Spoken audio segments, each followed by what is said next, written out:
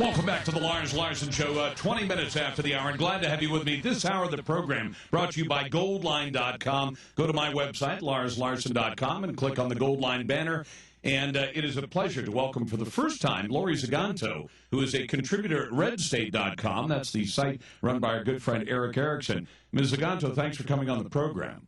Pleasure to be here. How are you? Not too bad. Read the piece that you wrote at, and I guess you might have to explain why you call your website what you call your website. I don't want to get in trouble with the FCC or anything, but you actually mean something serious when you say that the website is called snarkandboobs.com. It's not anything dirty or untoward. You're actually going after the some of the crazier people in Washington, D.C.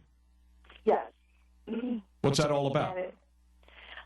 Well, I had been starting a group blog with a bunch of friends, and we had been talking about who could do what to set up the website and everything. And I said, well, I can offer Snark and Boobs. And we figured that was a good way. That's what we decided to name the women's issues section of the website. So I just kept the name and stuck with it because it ticked off feminist.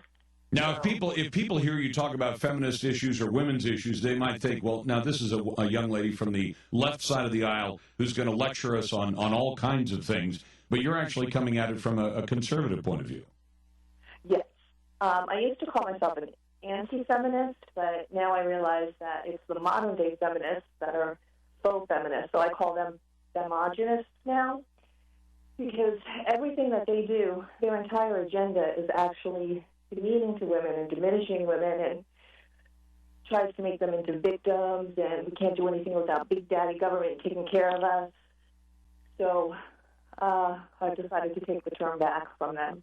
Good for you. These are the women who, when one of the women I disagree with from time to time, but I think is one of the is sort of the poster child for what women ought to be able to do. Sarah Palin, who can have a job and a husband and children and a career and politics and everything else, and somehow seemingly make it all work in together, including a media career. And the feminists turn their back on her because even though she seems to represent everything they've ever said that women should be able to do and capable of doing, they don't like her politics, so she gets no support from them. Right. They're only for the women if you're the right kind of woman. Well, let's talk about the right kind of women. On the left, you describe the left, misogyny apologists under the guise of tolerance. When I first saw that, I thought, I have to know what's behind that headline. And what's behind it is some pretty ugly mutilation of women that's being defended by women's rights groups. Explain what it is and why they defend that kind of mutilation of women. Well, the American Academy of Pediatrics recently came out with a new statement on a Muslim practice, female genital mutilation. They've not only stopped calling it mutilation, now they're just calling it cutting, because that's less offensive. They thought mutilation would be offensive to the people that practice it. And so the AAP now also came out and said that perhaps to embrace different cultures and not offend them, well, maybe we'll do something lesser and let them do a nicking instead of actually what they do, which is mutilation. They cut everything off. So they literally cut women's genitals off. I know this is a family show. We're going to keep it as clean as we can, Lori, but they excise. No, but they cut this off, and some of the logic behind this that this originated in the continent of Africa, and that it was done to women basically to take from them any pleasure they might have had from sexual congress.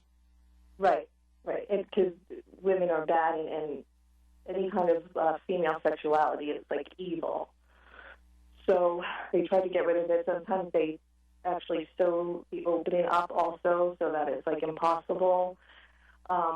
Anyway, so they decided now, well, let's just let them do a little nicking, which is just like saying, okay, instead of beheading someone for, an honor killing, just slit their throat a little bit. Yeah, like being a little bit pregnant. Yeah, exactly. So Amanda Marcotte defended it, saying, oh, well, we have terrible misogynistic practices here like marriage. She tried to equate marriage with mutilating a woman. Yeah. These are women who definitely don't need men. They're what, women who need a man like a fish needs a bicycle kind of thing? Mm-hmm. Yeah, yeah. And then on top of that, you throw in the example of Roman Polanski. Now, I got a lot of heat from some people when I said this guy ought to go to jail because I don't care if he raped a child 50 years ago. The fact that he raped a child is enough to send him to jail. But you say there are feminist and left-wing organizations that say, oh, let's let bygones be bygones. Yeah, Peg Yorkin said, oh, enough time has passed. Let's just let it go. Because they like his liberal policies and his super cool arty movies, and that's all that matters to them. As long as they agree with your thinking, they'll condone anything and apologize for anything. It doesn't matter. The third example you give is Iran getting a seat on the United Nations Commission on the Status of Women, which sounds even cruder than I would even imagine from Saturday Night Live. You know, in fact, it sounds like something they'd make up. Let's give Iran a seat on the Commission on Status of Women, and how would they treat their women to, you know, make sure that women are doing well in the world? Yeah. I said the left must think that Iran's going to help shatter the glass ceiling with errant stones while they're stoning women. Unbelievable. What's their thinking? To them, you must revere and honor other cultures, even their barbaric actions, that any American traditions must be eradicated. I'm talking to Lori Ziganto, who contributes at RedState.com and, of course, has part of a website to herself, and we'll give you another plug to that a little bit later. But tell me this. Is there anybody on the left that's taking this kind of stuff to task, or is it only right-wingers who are saying, you know, you really can't stand up for women and then stand up for this stuff at the same time?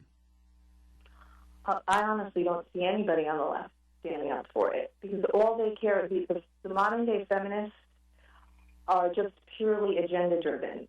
And all they care about is really basically pushing a liberal agenda and pro-abortion. I don't really see them, which, again, pushing abortion is actually detrimental to women. That's something that has harmed us. It's diminished motherhood. They've turned motherhood into something that's a punishment and something that must be avoided if you want to be equal. They don't understand that equal and different aren't mutually exclusive. You know, you mentioned the punishment. That's the language that President Obama used as a candidate, isn't it? Because that's what they actually believe. When he speaks off the cuff, his true beliefs come out. They actually think that it's a punishment, that a woman cannot achieve things or her dreams and goals if she's a mother. That is a punishment to them, and they can't be equal. Sarah Palin notwithstanding. Exactly. Well, that's part of the reason they don't like her. Is that she didn't say, let's dispose of that Down syndrome child before it gets in the way of my political career. Let's actually love it and give it a home. Exactly. That's why they can't stand her. They demonize her because she proves every belief that they've ever tried to push on women completely wrong. Unbelievable. Well, listen, I'm sure you come up with lots and lots of examples. You want to tell people where to find your work other than RedState.com, which is where I found it? David Horowitz's Newsreel. Mm-hmm. iOwnTheWorld.com. iOwnTheWorld.com? Mm-hmm. Mm-hmm. Okay. You're not hiding your capitalism under a bushel basket. No. And also at RightWingNews. Yeah. And then my own Snark and Boobs. And do you have to have a day job on top of that to make sure you can afford to write for everybody else's edification? At home homeschooling my 7-year-old. That's a worthy job, and it doesn't have a big paycheck, but it's got a great payoff at the end of 18 years, doesn't it? Exactly. Ms. Ziganto, it's a pleasure to have you on the program. Thank you very much for taking the time. Thank you very much. You betcha. That's Lori Ziganto, contributor at RedState.com. I'll tell you something. This is the stuff you need to put back in the face of the friends and acquaintances you have. When they say, we're just looking out for civil rights, we're just looking out for women's rights, really? For genital mutilation, for putting Iran on the Women's Commission at the United Nations, and for defending Roman Polanski? Those kinds of women's rights? The Lars Larson Show.